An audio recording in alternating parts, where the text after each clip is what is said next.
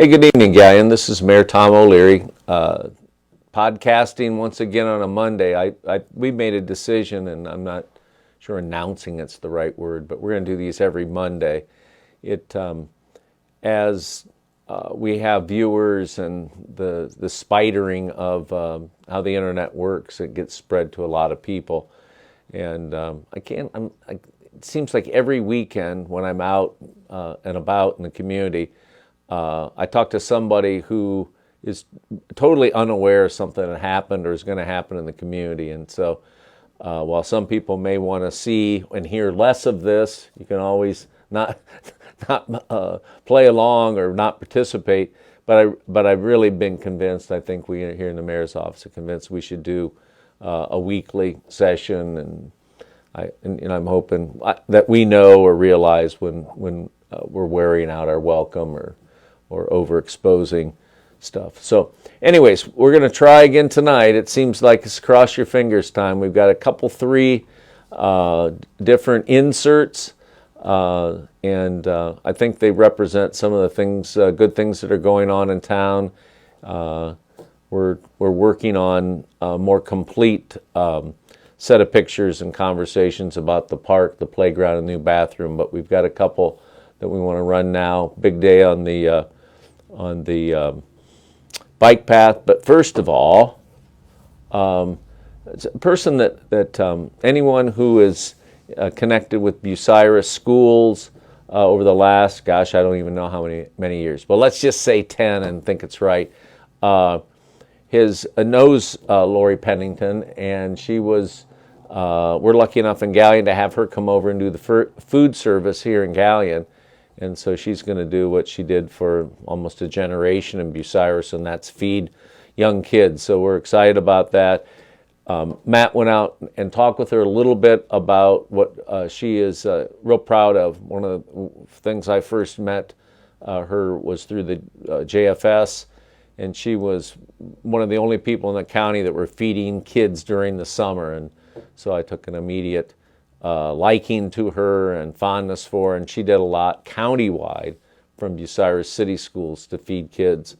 So here she is over here in Galleon and wants to broadcast or narrowcast, podcast, whatever the heck this is, information about the summer feeding program.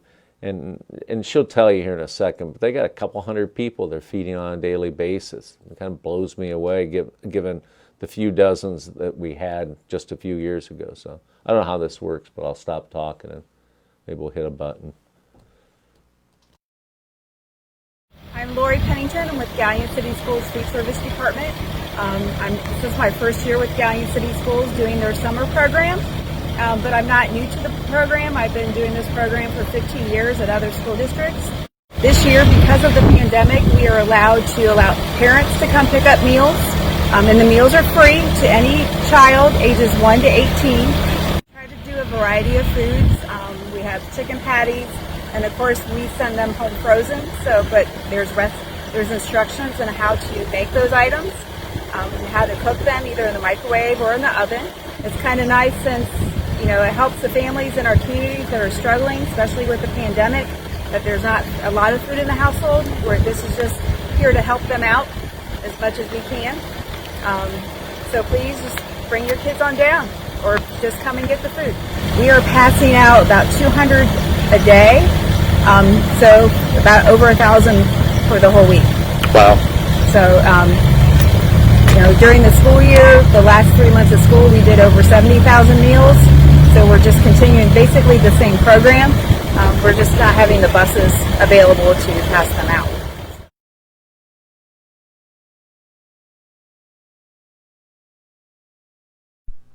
All right, so that's, she has said for certain with fewer words and quicker than I could, but I think that's an indication, or that's something we're going to try to do with these live streams, is bring the people who are doing a lot of the really, really important stuff on a daily basis to the community's attention. And since you can't high five in real, so just think the virtual high five. And so if you're at those sites where they're going to be, you might team that up with a trip to the swimming pool or whatever else you're doing to keep the kids active and keep their stomachs full this summer. So the next thing we want to do is an update. It's a teaser. If I had to guess, and guessing in this business when a project will be done is, you'd think by now, Matt, I would have learned not to do that. But probably 2 weeks away from an actual opening of the bike path. But today was the day they put the top layer, the surface course, on the bike path. Completed that today, and so we're starting to get real excited. We've got basically 3 more elements, tucking up the sides, and maybe you can start to roll some of the asphalt paving. So they'll bring those the sides, the berm up. There's a fence on the far south side of the project near the treatment plant. We want to separate bicyclists and walkers from the lovely view of the wastewater treatment plant. But it's nice that we could make joint use of that same ground. And then finally, we'll what's called hydro seed. We're going to have a contractor come in and spray the grass seed, and it really has a way of taking much faster, and we'll get a better start. And so it's pretty exciting. I'm not going to yak on about it, but we're getting very close, and some 2 or 3, maybe 4 things will be happening around the 4th of July, and it would be neat if we could open that up. Maybe we'll talk to Terry Gribble over at the Y and see if he can get his 5K scheduled. I have no idea how long 5K is, so yeah. So I don't know if they can get over from the park where they usually start it and go down and back on the bike path, but it'll be a real neat multi-purpose trail, and heck, we've talked about it for years, and it'll be really exciting to get it done so I can start talking about something else for years. So those 2 things are cool. I think the next thing we have before we get into questions or some other comments is something real neat out at East Park. And it's an experiment, and nothing is more exciting than whatever activity you're involved in our case in local government, than to have an experiment and have it come out cooler than expectations. And so local artist Mo Taylor was commissioned by the mayor's office. In other words, we asked Mo if she would do it. She had a mural idea, and she took that idea and went from her mind's eye and right out onto the concrete of the not so new bathroom near the splash park. And so you got to go out and see it. If you got any kid under the age of 12, you need to take them out there. So that's I think it's pretty exciting. What we're going to probably do is inch our way around the other sides of the building and perhaps have a full concrete jungle out there, different kind of concrete jungle than literary fame. So anyways, those are big weekends in the park. Pretty excited. We're moving ahead with fireworks and what I would call a mini but mighty pickle run, and so hang in there. We're still working on the details, and I think all that's a good thing. We probably have a question or 2. We do. Let's do it, and then I'll pick up some other things. Okay. First question tonight came from Tammy, but you've already answered it. She wanted to know whenabouts the bike path would open. Yeah. Yep. I think I already answered that. Couple 3 weeks. 4th of July if we're lucky, and when I say 4th of July, we ought to have all the elements done. The fence, because we're like placing an order, for lack of a better term, getting quotes. So the time between we select the lowest price quote and get the person out there in the field may lag a little bit, but I was joking. Maybe the people at the wastewater treatment plant don't think that's as funny. They might not even think it's a joke, but I was joking with our parks guy, Andy, and I said, well, that orange snow fence we had around the playground all for the last 6 months, we can just take that out there and string it alongside to separate the bike path from the treatment plant. But seriously, only joking. That's probably the last element. We'll make a call here in a couple weeks. See how close we are to having that fence.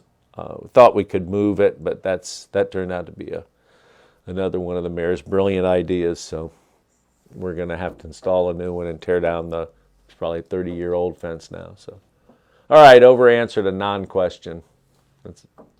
Okay, next we're going to switch gears to infrastructure. Yeah. Paul asked, what about getting sewers throughout the city upgraded? Well, it's sort of. I don't want to split hairs or get into semantics. Some of our main trunks are really in need of another good flushing.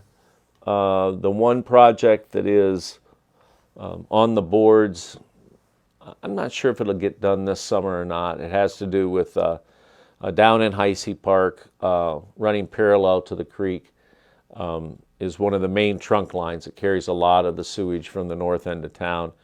And that thing gets infiltrated or overgrown with roots, and we're about to that point with that project in particular, which would help a lot of the sewage backups, particularly in the older part of town, that north end of town. When we keep that clean, we seem to have less of a problem. I'm beginning to think that cleaning it or sleeving it may not be the right answer. We may have to build a new sewer and remove that old sewer down there for the kids who grew up here, the old motorcycle trails across from the Little League field. It's really where I'm talking about. That's a real congested area with a lot of tree roots causing the problem. So beyond that, there hasn't been a lot of emphasis. Maybe that's the point of the question. It's like, I knew that. But most of the emphasis for capital investments or capital improvements at the sewer plant, in the sewer system has been at the sewer plant, and replacement or upgrading of the lift stations that move the sewage from lower to higher points. So I don't know if Paul comes from a background where he's familiar with that, and that's kind of the source of the question. But last thing I'd say, it wasn't asking the question, but the sewer fund is really at a break-even point, collecting each month about as much as it costs to run the operations of the sewer plant and the sewer system. For us to tackle a big capital improvements job, the question kind of implies, you can't. I don't see how you can do that without a rate increase. Most of the debt, which is a relatively high percent of all the dollars we collect, go to pay past debts. Most of that debt has a few more years to go on it, so I don't anticipate being in this chair or being mayor when most of those debts are retired. So between state issue 1 and our existing rate base, that's really about what we have to work with. So long answer. The short answer is repair of existing sewer lines with our focus on new improvements or capital improvements at the treatment plant. It's an underwhelming answer. I mean, it's probably got "I told you so" answer from the person who asked it. Okay, thanks, Mayor. Next question tonight came from Daryl. He said, what about Kobe Park? It's getting pretty run down. Maybe the reservoirs could be stocked with fish. The second idea is a good one, but this is an issue that Shirley Clark was tried to get done before she retired. The condition of the ponds themselves, they really need more than a fair amount. They need dredged out if we really want to take and get stocking of the ponds. I wouldn't want to spend a lot of money or stock up until we got the condition improved. I felt we'd probably get a Kobe Park question tonight. It was locked over the weekend, I understand. We sort of picked that up as we're trolling around your Facebook sites. And shouldn't have been. It's open, and I appreciate Sam McCoy. She called in. I don't know if she's on the list of callers, but she could have busted my chops with a kind of a surprise question, and I really appreciate her calling in. So I'm asking you to call, Sam. I'm desperate for friends and viewers. So Anyway, seriously, she called in, let us know. I think she was taking her kids over there to fish. She told us. So it's unlocked. It's it's something that needs to be opened and locked. We don't want that place to be open for the free run of late night people. We're going to lock it up in the evening and open up in the morning. So there's my Kobe Park answer. Okay. Next question tonight came from Marie. She said, is Edward Street going to get paved this summer? And kind of extending that, we really haven't talked much about plans for the paving program this year. Yeah, that would be because there isn't, frankly, a lot of money. And I hate that answer. I don't have the money. But I would say Edwards is, it's not a blow up, but it's always on the list. It has relatively low traffic volume, and that's always going to be an issue out there. So anyways, why don't we have any money? One of the real impacts so far, and I think the impacts on the city, some of the city's revenues, they may be a little bit delayed. I was talking with the auditor's office staff today, and she was relating to me kind of what May looked like, and you got a 2-week or a month delay in May. The money, the remittance, I think is the right word, from RETA to the city was off. So the income tax is, running a little bit thin. I know the auditor has been concerned about that since the beginning of this pandemic. The biggest source of revenue that's been dialed back or reduced has been gas tax. And so I think I don't maybe want to remind people, but about a year ago right now, they raised the gas tax. And we started to see some of that at the end of last year, and we had planned on a full year at that rate. And then people started driving 50, 70% less. So one of the areas that's been impacted the most in the city budget gets to the Edward Street question. We have probably about 60% of the money that we usually pay. We'd like to pay between low to mid 300,000s up to 400,000 in the 5 or 6 years I've been mayor. This year's paving project or list of projects or routes that we want to pave. It's going to be pretty short, and begin to talk with council, because I don't see us paving until the fall. Begin to talk to council if they think and I'm just going to toss out a number, a paving program of $220,000 to $250,000 is going to be enough. And I think the reaction, if you were to see that list, a list that small is really not going to cover very many blocks. And so council may make a decision to make up for the loss of some of that state gas tax revenue with some of our other fund balances and surpluses that we can use in that area. So those are two I told you so answers. And as far as Edward Street overall, we're going to have a rather large program if we were to get to resurfacing that.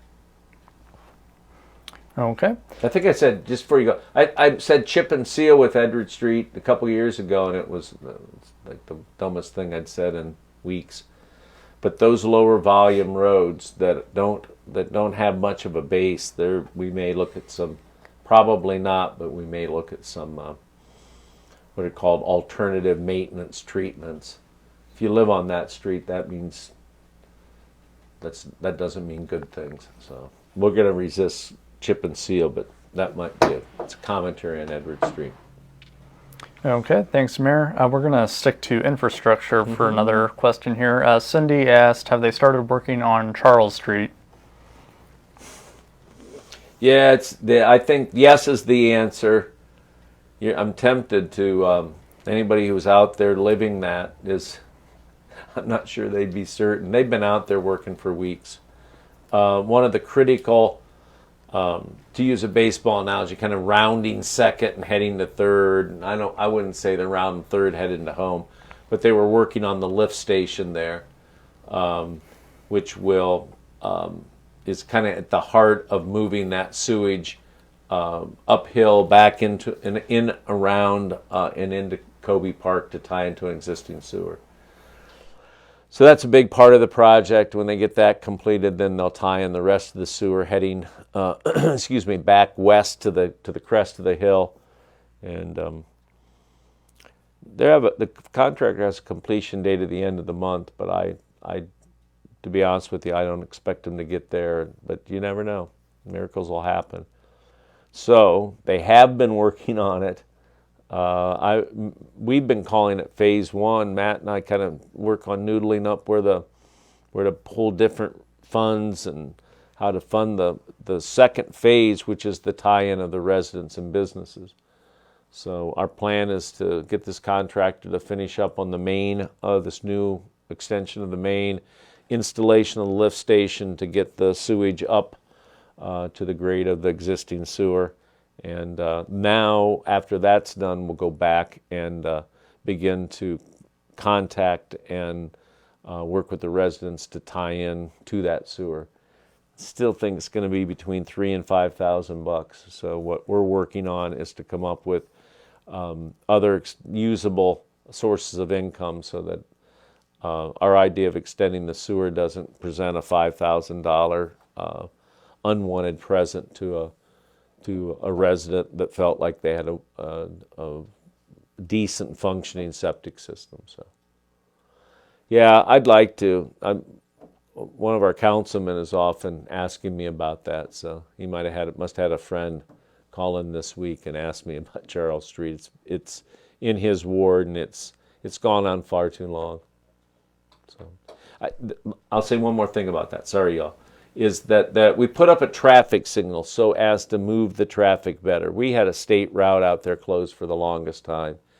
And, sometimes you get used to having the traffic go away, and, you think hey, I like that better than the through traffic.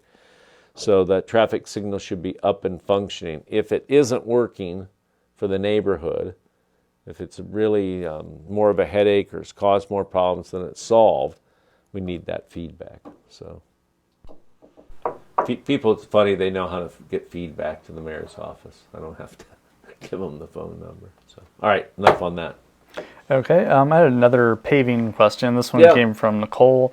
Is alternate maintenance what you would call what they did on Gledale Boulevard? It's been torn up and patched numerous times over the years. Mm-hmm. So because a road that is less traveled, the homeowners get to deal with crap roads. Yeah, I didn't catch the first day. I probably shouldn't. And the person that asked that question probably realizes I came home from the hospital to Gledale Boulevard. So 2 things I'd say about that. Contrary to what a lot of people think, the worst thing is to live on the street that the councilman lives on. Well, that's not the worst thing. The worst thing is to live on or near the street that the mayor lives on, because you get the last and not the first. So the only thing I'd say to argue with the question, it's barely been touched, much less patched and repatched. That is not what I'm talking about in terms of alternative maintenance. That is, if you were to go out there, it's a dead-end street, so the neighbors will probably glare at you or something if you go out there. But anyways, it's a patch where they had a major gas repair, and so what we have now is brand new pavement in the utility cut, and pavement older than myself probably on the other side. So that's not alternative. What I'm talking about are a set of things. Some of them work depending on traffic. There's a thing called micro resurfacing. Closest example of that is between Bucyrus and Galleon, that stuff that they paved and it peeled back off. We did a little bit of micro resurfacing on Lofbaum a couple years ago in conjunction with the township. So that's one. Crack sealing and chip sealing are probably the other 2 main preventative maintenance techniques. Is maybe too fancy a word, but uses other than just overlaying asphalt or milling out and replacing the asphalt. So there's no test on asphalt, but no, the answer on what they did on Gledale has is not very happy with it, but it doesn't have to do with alternative maintenance. Looks like they paved one half, and we'll come back next year and pave the other half. And I might want to say that that's not how we expect to leave it at the end of 2020. Going to get that surface straightened out, and you'll get your once every 35 or 40 years paving on Gleddale, whether you deserve it or not. Okay, thanks, Mayor. Next question tonight came from Tammy. She said, are there development plans for the land to the west of the Valero gas station? Yeah, there's, I'm glad that question was asked. Today, sometimes things happen in local government and business or whatever, and a state government, that are widely publicized and common knowledge, and then other times the work that's done by an individual or a couple of groups or groups of individuals, you don't hear squat about, but it really makes a difference. So the land out there that advocates of the Free Center would say, well, that's the site for the Free Center, benefited from that kind of behind-the-scenes work. Gary Frankhouse with the partnership, and he was much more successful in contacting a set of legislators, and got feedback and got the project. $500,000 of capital bill funds that had the chance of being forgotten about and never came to our county. Got that in the bill that was passed last week, and then today there was what's called controlling board approval. So I'd like to say I made all the phone calls and I had a big impact, but I was kind of like riding shotgun on that. Gary, we did a lot of stuff at City Hall. Gary had the most success, and he worked real hard to get that money to begin with, and worked hard to get it transferred from the partnership to the Port Authority, and now it's in a position to finish the clearing of the land out there and move ahead.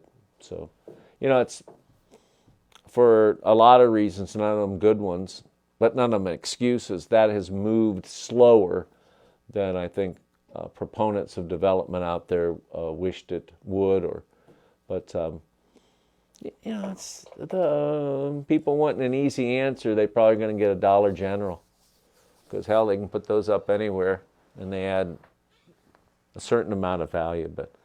But this is a big project. Development out there is turning out to be something I believe worth doing, and the community will see that eventually. But it's been a longer, tougher grind than we thought. But Frankhouse, myself, a couple people worked hard to keep that $500,000 in the home team's balance sheet, and so I wanted to mention that since Tammy asked the question.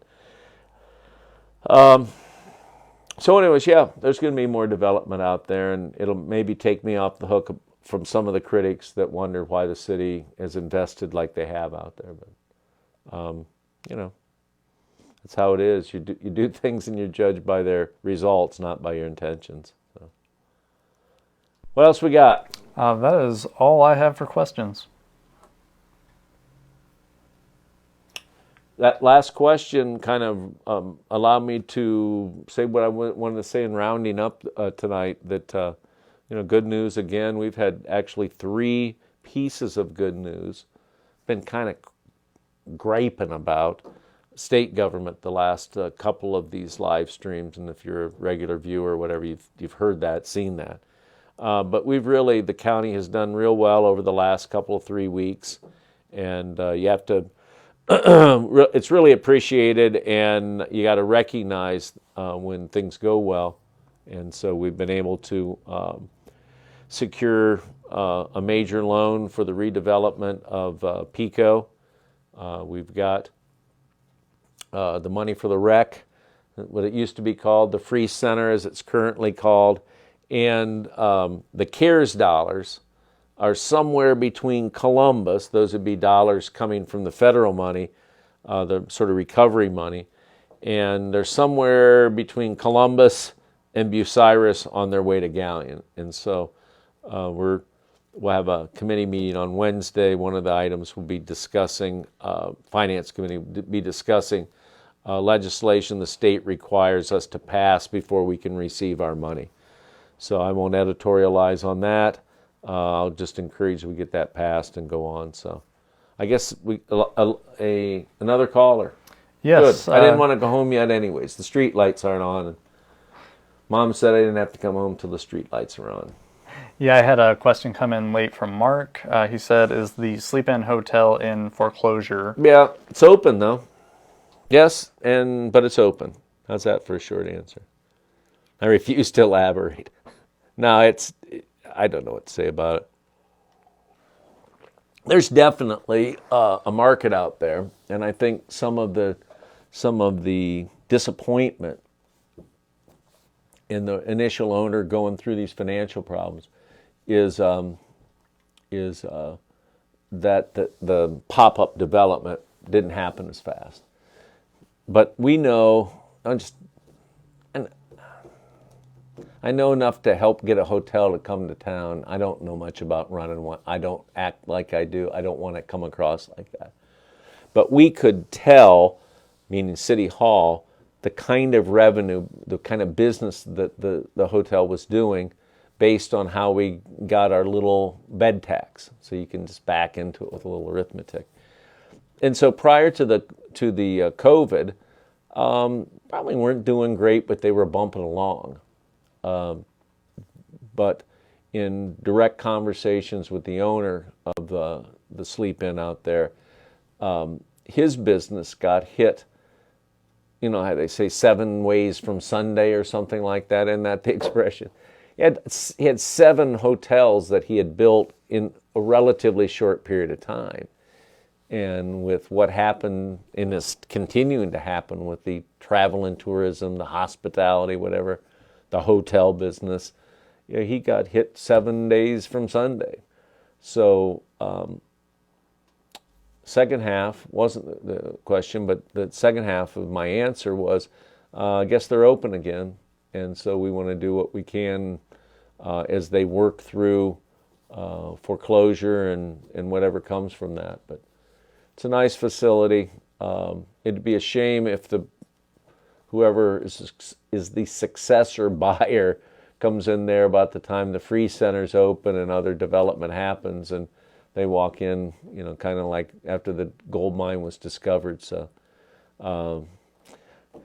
yes, foreclosure, back in operation, and we'll continue to work with the owners, doing whatever we can to try to, short of pumping a bunch of equity into the building. It's kind of, I don't want to pump air into a balloon that's got a hole in it. So if we can patch that up, it might be worth investing in. But we're going to let them go through their process and work things out with the bank.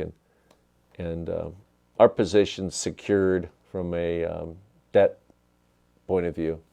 So the money that the city has invested is in the same position as the bank in terms of foreclosure and who gets paid first. So that's the scenario I don't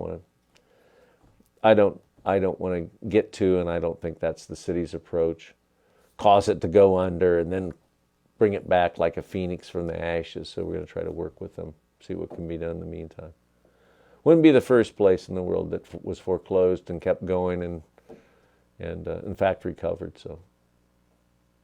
Is that it? Yes, it is. Oh man, I'm gonna have to see who Mark was. He sure took the air out of our tires tonight. But I think overall, good to have Galleon back up and running, and people cautiously getting out in public. And so, thanks for watching tonight. I don't have any bit of wisdom, as if guess that. I never close with sort of a witty, wise thought. But anyways, thanks for watching. I really believe Galleon is continuing to do well. And if we can just get through the end of this first phase of pandemic, I'm encouraged that we can get back on that winning track in terms of job growth and development. There may be one more medium-sized good thing out there in the wind, and I don't want to knock it down and jinx it, but hang in there and stay tuned. We'll maybe have some more growth and development things to talk about in the next few weeks. Good night.